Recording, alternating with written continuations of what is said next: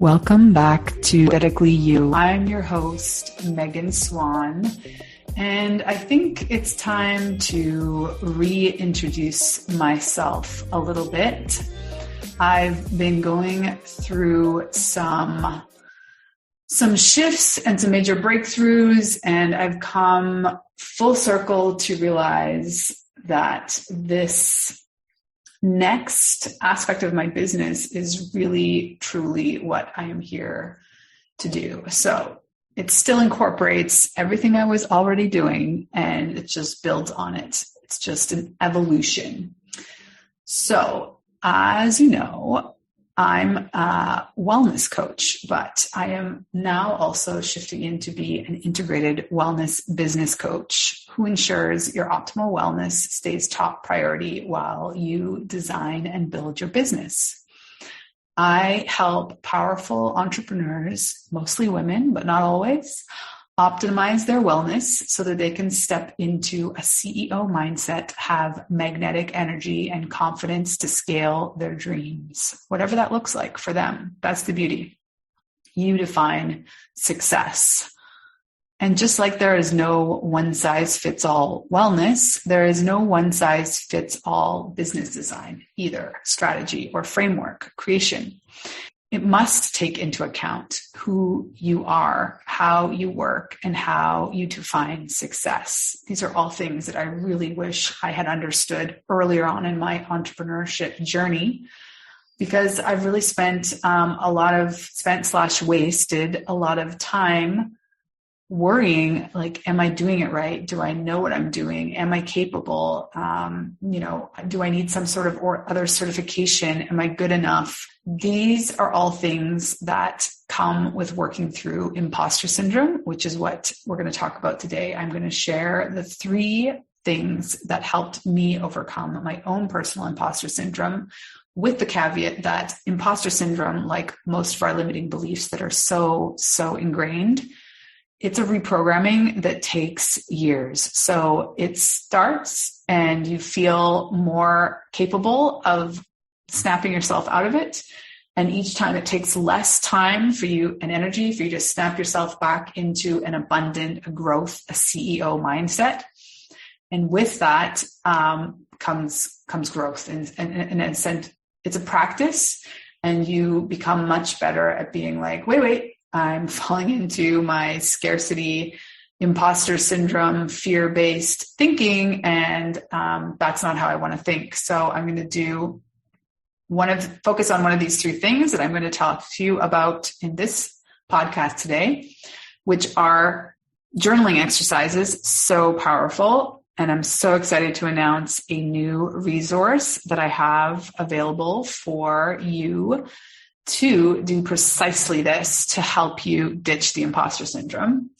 The second thing that really helped me overcome my own imposter syndrome was investing in myself through coaching. And I'm going to break that down a little bit as well. And then the third, and maybe most important, was the seed of all of this change for myself. All of this evolution started with taking better care of myself, putting my own optimal wellness as top priority. And with that, I have managed to build this business, maintaining that as my number one priority. And that's what I want to do for other incredible humans, is help them walk the talk, build a very successful business as they define it, while maintaining their own optimal wellness, and in fact, infusing wellness into all of their systems, their structure, their business plan, their unique signature framework, all the things that you need to have a business, and allowing it to just sing from the rooftops, wellness, all things, not only for them personally, so building things around the fact that they're going to need non-negotiable self-care time every day in order to make it sustainable and to make it a realistic long-term plan and goal. And then, obviously painting wellness throughout their product design, their offers, their strategy, their unique framework within which they work with their clients. So too often than not, I see wellness entrepreneurs pouring everything they have into their clients while neglecting their own wellness needs. I don't know if this sings true to you. At the end of the day, it becomes pretty ironic if, as a wellpreneur, meaning someone that is building a business in the health and wellness or spirituality space, is not keeping their own connection to what they value most, their optimal health, wellness, connection to spirit.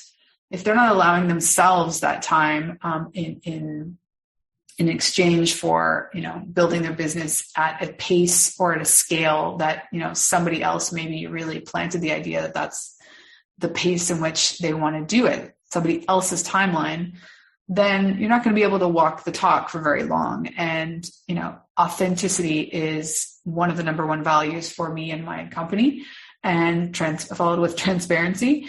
And I think that it is essential that as a wellpreneur, you are able to say that that's top priority for you and that you make time for that every day, because from a practicality standpoint, you're going to burn out if you're not. But also the authenticity standpoint, how can you be insisting that other people are building a business around wellness when you're really not that even connected to your own wellness? So as I mentioned, I think before, but I have been my own boss for the last 10 years, and I have seen how the more I take care of myself, this was sort of the big, long story. If you didn't already listen, I did a 2-part episode because it became this long-winded story, although I've had a lot of positive feedback on how much people liked hearing the ins and outs of my journey to become the coach that I am today. So if you're interested in listening, those are a couple episodes back. But I very clearly saw that the more that I took care of myself, it started on a more physical level, and then that, dripped into being an impact on my emotional wellness, and then of course mental wellness overall. And then ultimately it created a much more vast space for me to have huge growth in my connection to spirit, having a spirituality like never before in my life. I just keep getting even more woo every step of the way. And with that, my sense of vitality, like the frequency at which I vibrate at, is like I've never felt so incredible in my whole entire life. And as I've taken better and better care of myself and maintained this non-negotiable, for me, it's non-negotiable hour in the morning, and it's not always a solid hour altogether. Sometimes it's 15 minutes here, 15 minutes, 15, but the idea is there are certain things that I do for myself almost every day, some of them every day, such as meditation. And the rest, it's like, I don't feel guilty about when it doesn't happen. But I just am crystal clear at this point that, I can only give it a couple days off, and then it's not that necessarily anything bad is going to happen. It's that I don't feel as incredible. I'm not as clear-headed. I don't have as incredible downloads for my business, for energy and enthusiasm and all those things.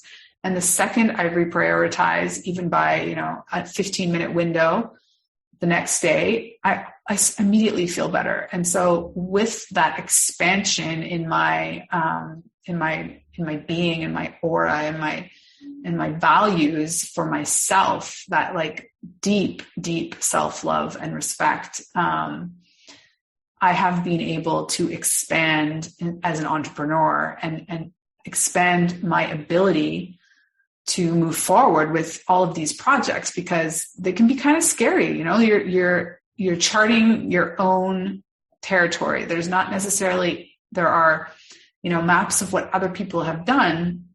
That's part of what I'll talk about more in a following episode is, you have to, the beauty of being a solopreneur, an entrepreneur, is that you get to design things how you work, how you flow, what you're passionate about, and how you want to work with people. And that is like an incredible, massive freedom. And, but with it comes this, being more comfortable with the unknown.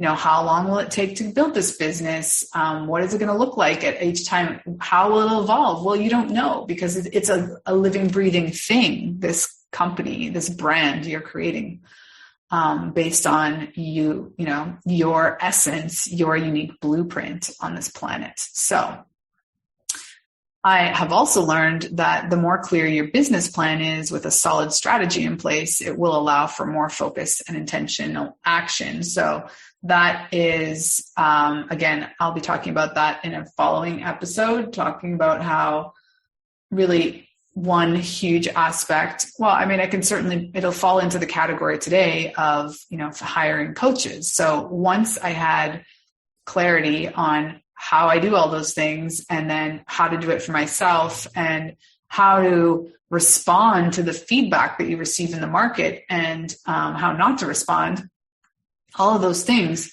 helped me get over my own imposter syndrome. It's a big thing to just sit and be okay with the reality that you don't know what you don't know until you know it. And that's not necessarily a scary thing. That's, I think, an exciting thing. And so hiring for me, I've now worked with multiple business coaches. I've learned really incredible things from all of them at different points in my business. And it's essentially been the reason that I've gotten to where I am today.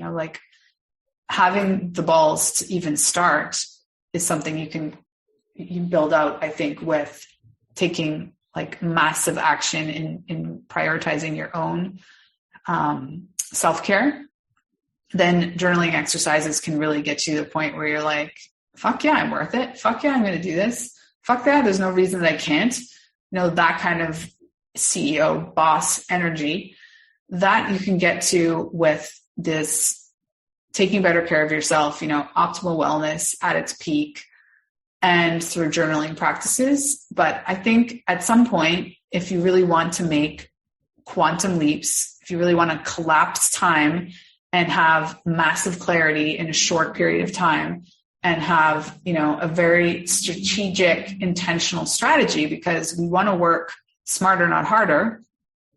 And, there was a period where I was just kind of feeling like I was failing and flailing. So like not having clarity on what was working exactly, or how to even know. And, why am I posting? What do I need to post? Why is it not having the exact result? Or really not. It all comes down to a plan and a strategy, like most things.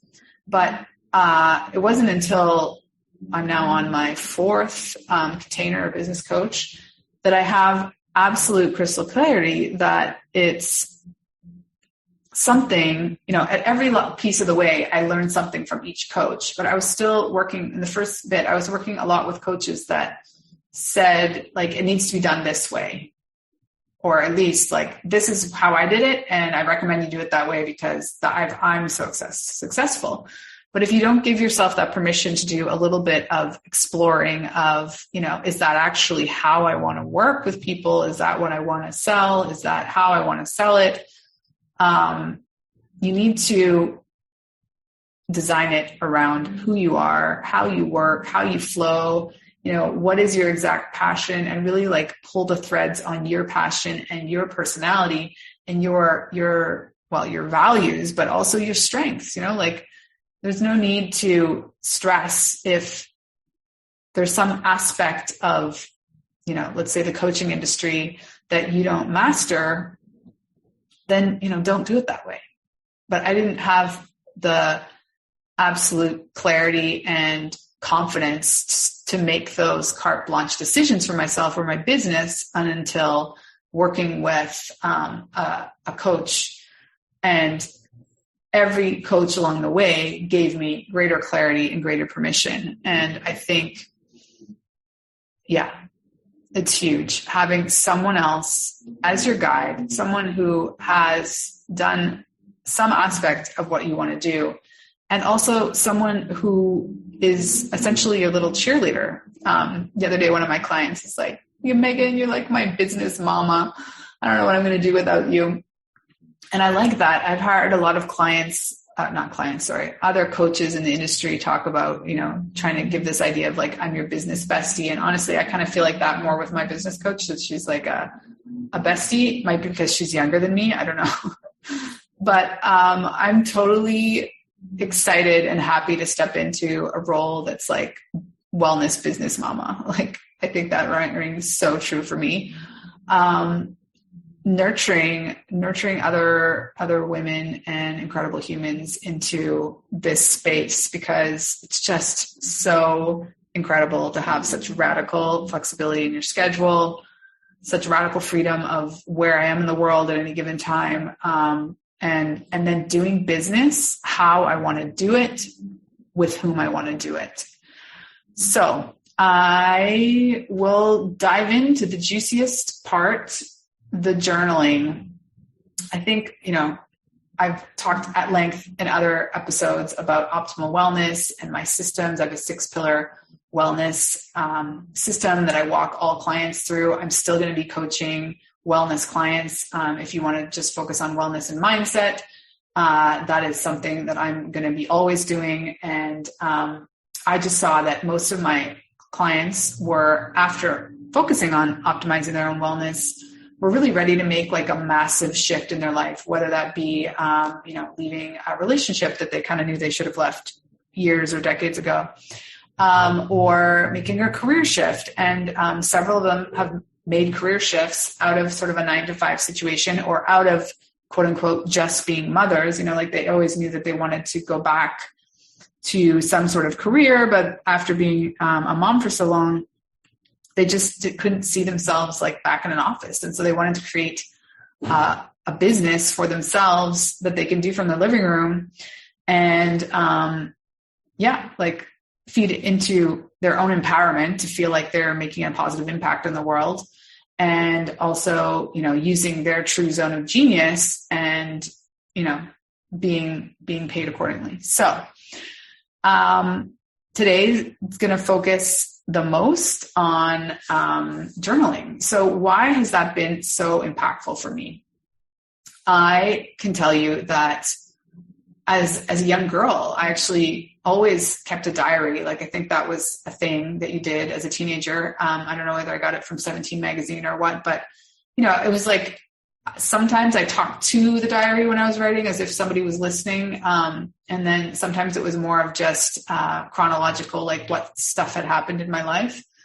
And I really stopped doing that when I started going out and drinking. And I don't necessarily think they're so tied, but I definitely think there's something there to be had about just like losing that connection with my inner voice and kind of like reflecting on my feelings and being in tune to my feelings. I kind of exchanged like going out Thursday, Friday, Saturday for that. And so I stopped writing in a journal for decades. I would kind of keep a journal, and maybe if I went on a big trip. But even then, it wasn't like a good habit by any means. And it wasn't until I went through the health coaching certification where they brought the morning pages, which is like a really cool journaling technique. The idea is that you just, every morning you get up and you write 3 pages. And of course, like you can pick the size of the book. So it might be this little tiny book. So you feel like you're getting your 3 pages in, or it might be, like any notebook, and it's just free flow. Like you're not, you're not trying to curate. There's no journal prompts. It's just like what's on your mind, what's on your heart, just get it down on paper. And you're not necessarily even going to reread it or ever. It's just like this way of sort of purging and being present with your feelings and getting them on the page. And then, starting your day with a clear head kind of thing. Another very powerful journaling practice is the gratitude journal, which I'm sure I've mentioned here on the podcast before.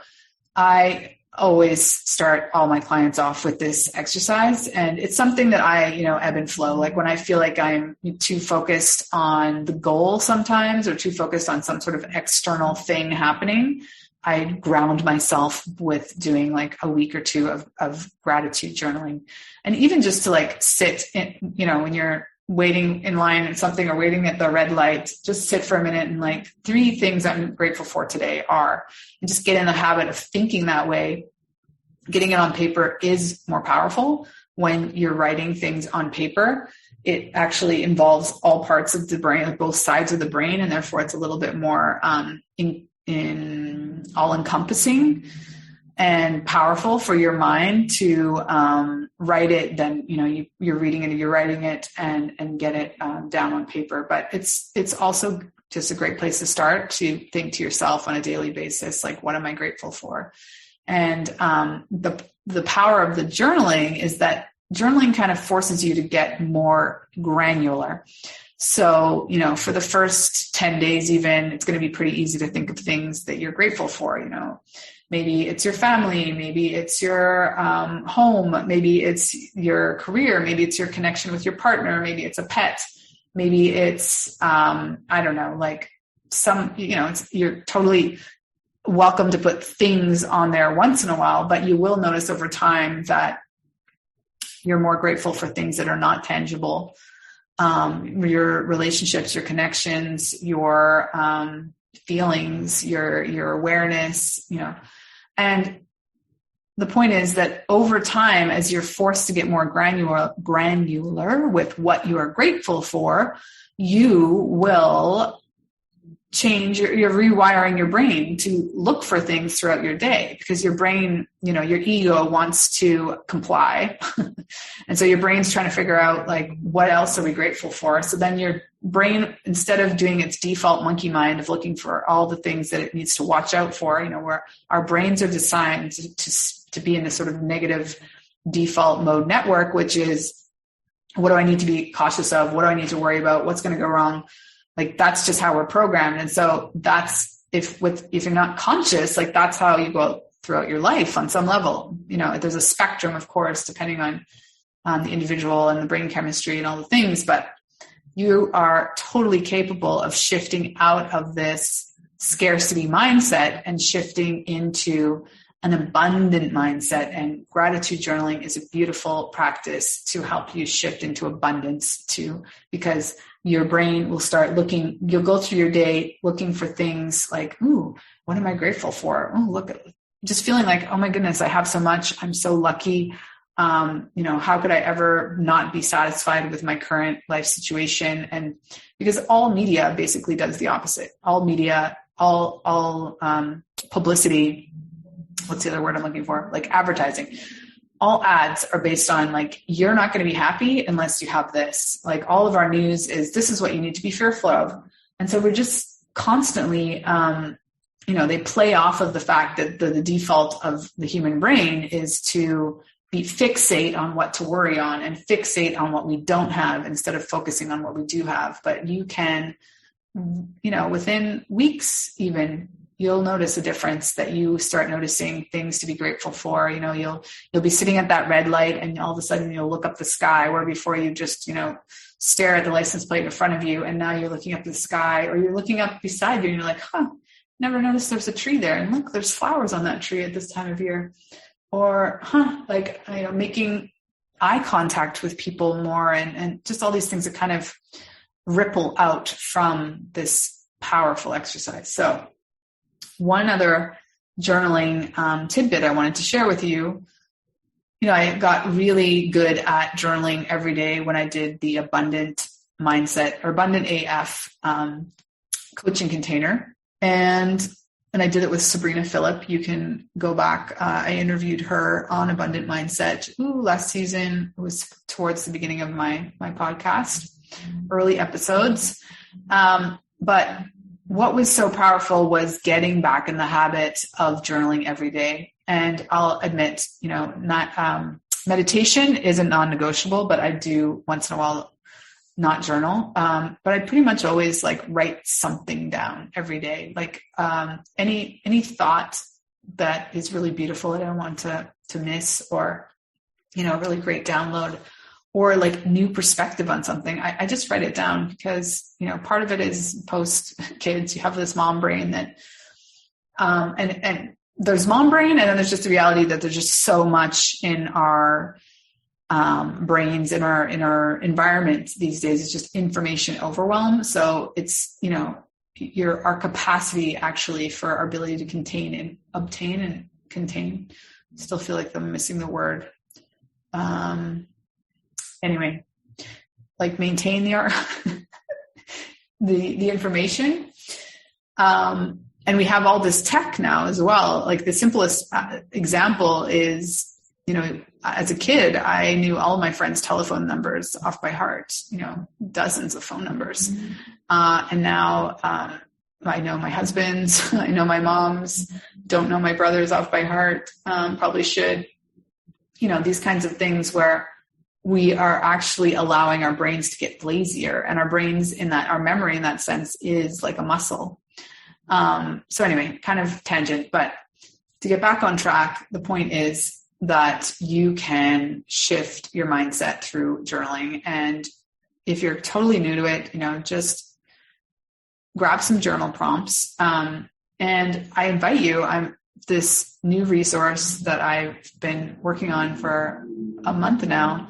It's really powerful. It is like a mini snack version of working with me. So it's using some of the most powerful journaling exercises that I do with clients and allowing them to shift from imposter syndrome into an abundant, a growth, an entrepreneurial, I'm calling it CEO mindset. I'm sure I'm not the first person to call it by any means that, but that's the title of this email journaling challenge. So I'm going to drop the link here in this episode. It's just an opt-in, and then it'll drip out 5 each day. You get a little mini, snack bite exercise that's so powerful, and you get the emails in a row, but you can take your time. Some of them are more powerful than others, if you will. Some of them sort of invite more introspection, more reflection, sort of a deeper dive, a deeper dig in. I'm not sure what came out of my mouth there. And I am so excited. Like, it's a really, really powerful little resource. So if you are really, and imposter syndrome really can face us in so many aspects of our lives. Like I've talked to CEOs of like major corporations, and they too, like, these things cross their mind. Like, am I good enough? Do I know what I'm doing?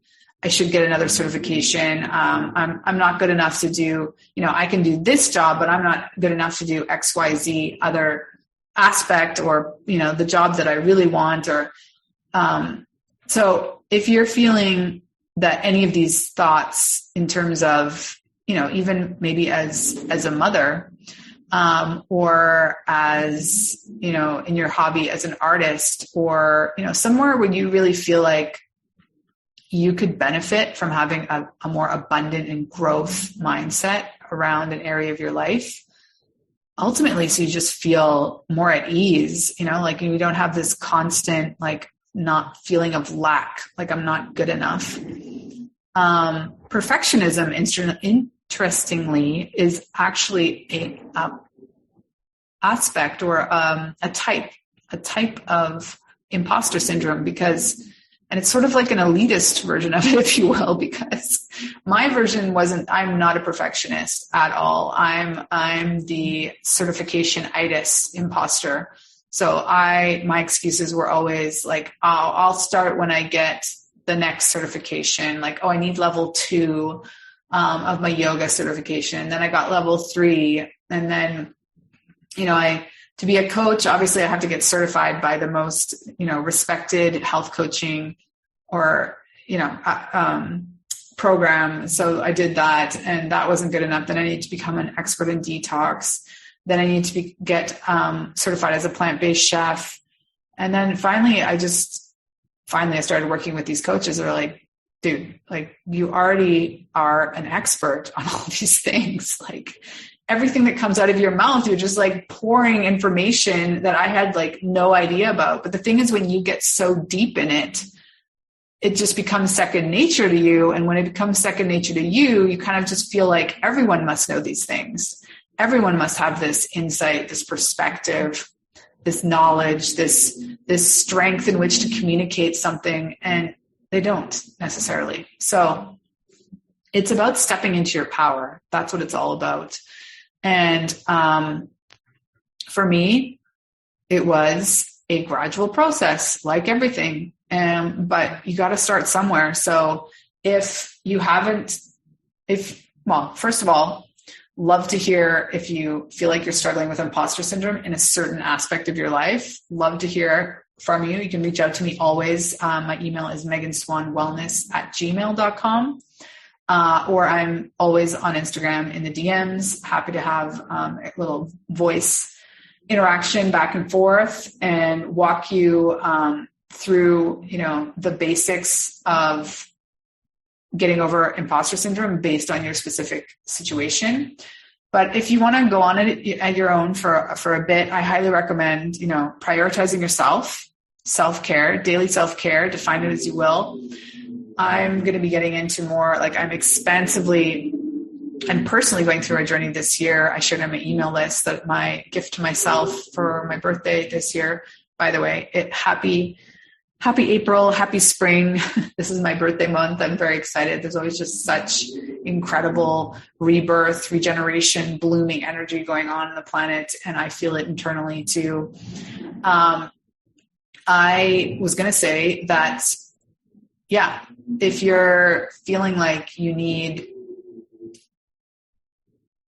to shift out of a scarcity mindset in any shape or form, I feel like this is the month. If you think of the traditional, what goes on in nature in winter, you've probably planted, you seeded an idea, a new energy, something you wanted to embody more, you wanted to step into, you wanted to experiment with, or maybe it's not that conscious yet. Maybe you just know that you feel stuck. You don't feel really satisfied with your life. And it maybe scares you a little bit to even consider, what it might look like shifting into something else. And therefore you don't.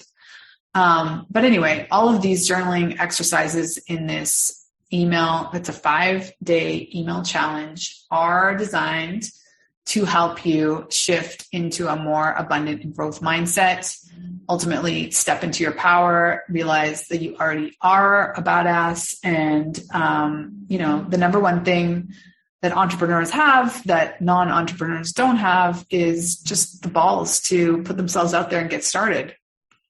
And doing the journaling really helps you feel more confident overall, more confident in, okay, what are my values? How do I feel?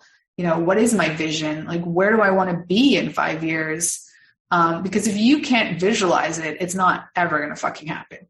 You have to have a vision of what your goal is. What is your dream? And, society kind of lets us dream as kids. And then, then it's all oh no, but be realistic.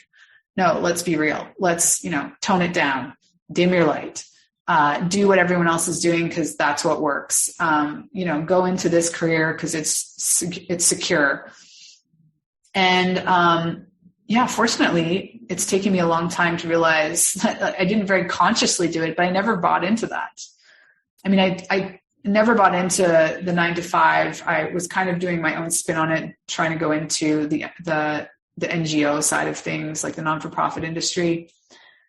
Even that was too square for me. So I'm just so excited to work with wellpreneurs, with other incredible humans that want to do basically what I'm doing in some shape or form, their version with their zone of expertise, their zone of genius, make it into this really incredible, juicy, sexy product that they want to share with the world. And when I say sexy, I mean they are on a sacral level excited.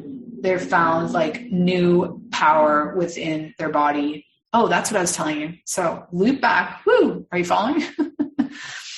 Loop me and my tangents. So I was about to tell you that I'm invested for my birthday for myself in a 6-month mastermind called Shameless. And essentially it is teaching me all sorts of things in the realm of sexual pleasure, self-pleasure, the power of your connection with your sexuality, and all of that. I've had this epiphany, even just in the first 2 weeks of this course, that, being promiscuous and having a lot of sex in my 20s was really like the only wellness thing I did for myself. I didn't really eat well. I didn't really care about my sleep. I drank a lot. I did some sports, but I wasn't really dedicated to anything. And something like skiing, you don't do enough to get, it's like not a practice that really keeps you healthy in mind, body, soul, unless you're doing it several times a week or something. And so I will be sharing a lot more about that in the future. I'll just, drop that little seed flash bomb and invite you to take better care of yourself. Prioritize something, like give yourself 15 minutes more a day doing something for yourself. Think physical, emotional, mental, spiritual wellness. Think joy. What brings me joy? Do 15 more minutes of that a day. Then start journaling. You can just start a gratitude journal. I would really love if you join us on this challenge. You can sign up. Again, the link is in the show notes here, on this 5-day challenge to rewire your mind, imposter syndrome to CEO mindset. You're uncovering your limiting beliefs to stop self-sabotaging your project, your business, your other career, yourself, really. So you're going to rewire to shift into an abundant growth and empowered mindset to take inspired action today and stop playing small. So if that sounds juicy, that sounds like right up your alley, or if anything that I said today really resonated, I always love to hear from you, as I said. And it really helps me and the podcast if you write a review on iTunes, if you share it on social media. For those of you who already have, I really appreciate it. Thank you so much. And if there's anything that you guys would love to hear more of, also share that with me. So I hope that you're having an incredible day, an incredible spring day, wherever you are in the world. Obviously, it won't be spring in all parts of the world. But let me know, are you feeling this rebirth energy that I get every time that my birthday comes around? Partly because it's spring. It's just such a good month. So let me know how you feel about April. Have a beautiful day, evening, morning, wherever you are listening from. Bye for now. I so appreciate you.